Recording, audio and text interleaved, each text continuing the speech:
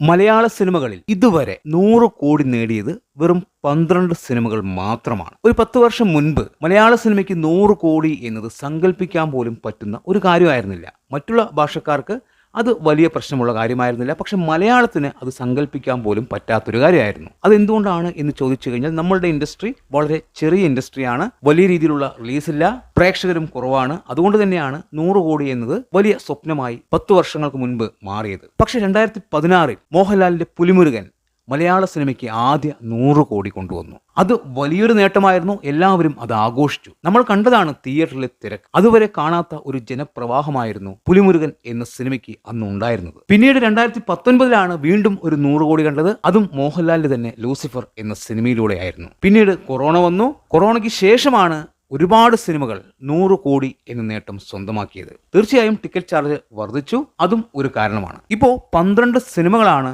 100 കോടി എന്ന നേട്ടം ഇതുവരെ സ്വന്തമാക്കിയിരിക്കുന്നത്.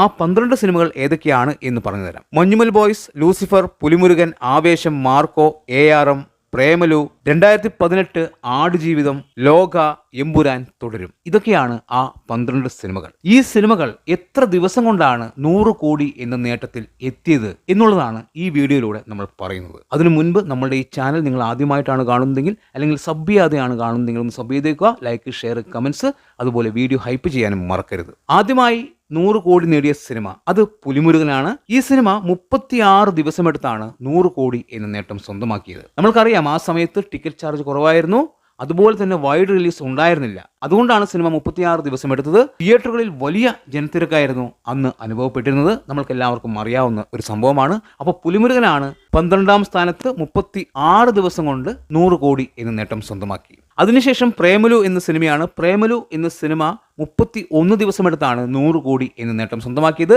താരതമ്യേന പുതുമുഖങ്ങൾ അഭിനയിച്ച ആ സിനിമ വലിയ വിജയമായിരുന്നു. 31 ദിവസം കൊണ്ട് സിനിമ 100 കോടി എന്ന നേട്ടം സ്വന്തമാക്കി. അതുപോലെ തന്നെ 31 ദിവസം കൊണ്ട് തന്നെ ടോവിനോയുടെ ARM എന്ന സിനിമയും 100 കോടി എന്ന നേട്ടം സ്വന്തമാക്കി. അതായത് ARM എന്ന സിനിമ 31 ദിവസമെടുത്താണ് 100 കോടി എന്ന നേട്ടം സ്വന്തമാക്കിയത്. ഉണ്ണിമുകുന്ദൻ നായകനായ മാർക്കോ എന്ന സിനിമ 24 ദിവസമെടുത്താണ് ഈ പറയുന്ന 100 കോടി എന്ന നേട്ടം സ്വന്തമാക്കിയത്.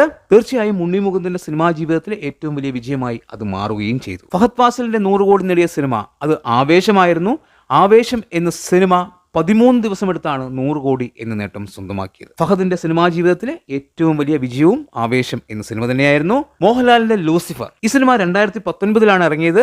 ലൂസിഫർ ആ സമയത്ത് 12 ദിവസമെടുത്ത് 100 കോടി എന്ന നേട്ടം സ്വന്തമാക്കി. വലിയ കളക്ഷനാണ് അന്ന് സിനിമ നേടിയെടുത്തത്. മഞ്ഞുമൽ ബോയ്സ് എന്ന സിനിമ 200 കോടി മറികടന്ന സിനിമയാണ്. മഞ്ഞുമൽ ബോയ്സ് 100 കോടി എന്ന നേട്ടം സ്വന്തമാക്കാൻ 12 ദിവസമാണ് എടുത്തത്. അതിനുശേഷവും സിനിമയ്ക്ക് ഗംഭീര കളക്ഷൻ ഉണ്ടായിരുന്നു. 2018 എന്ന സിനിമ, ഈ സിനിമ 11 ദിവസമെടുത്താണ് ഈ പറയുന്ന 100 കോടി എന്ന നേട്ടം സ്വന്തമാക്കിയത്. ചാക്കോച്ചനും ടോവിനോയും അതുപോലെ ആസിഫ് അലിയും എല്ലാം അഭിനയിച്ച ഈ സിനിമ 11 ദിവസമെടുത്താണ് 100 കോടി എന്ന നേട്ടം സ്വന്തമാക്കിയത്. പൃഥ്വിരാജിന്റെ ആടുജീവിതം, ഈ സിനിമ വലിയ കളക്ഷനാണ് ആദ്യ ദിവസങ്ങളെല്ലാം നേടിയത്.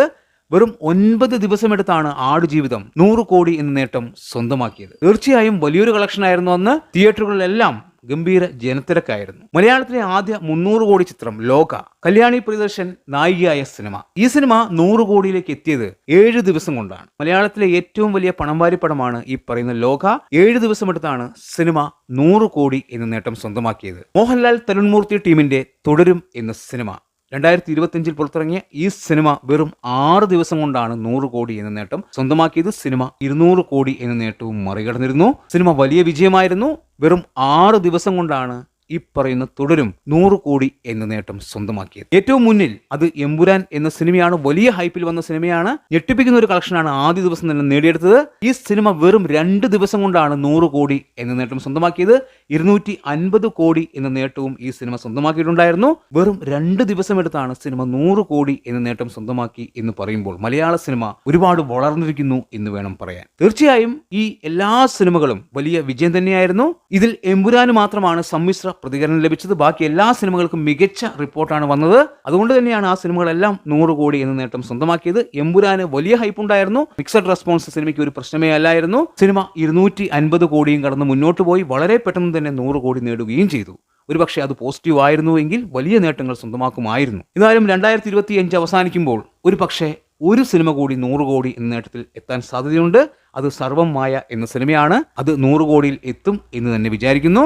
2026 ഇനിയും ഒരുപാട് 100 കോടി ചിത്രങ്ങൾ ഉണ്ടാവും എന്നുള്ളത് തന്നെയാണ് ഞാൻ വിശ്വസിക്കുന്നത്. അത് അതുപോലെ തന്നെ സംഭവിക്കട്ടെ. എന്താണ് നിങ്ങളുടെ അഭിപ്രായമെന്ന് കമന്റ് ബോക്സിൽ കമന്റ് ചെയ്യുക. വീഡിയോ ഇഷ്ടമായാൽ ചാനൽ സബ് ചെയ്യുക. പുതിയൊരു വീഡിയോയുമായി കാണുന്നതുവരെ ബൈ ബൈ.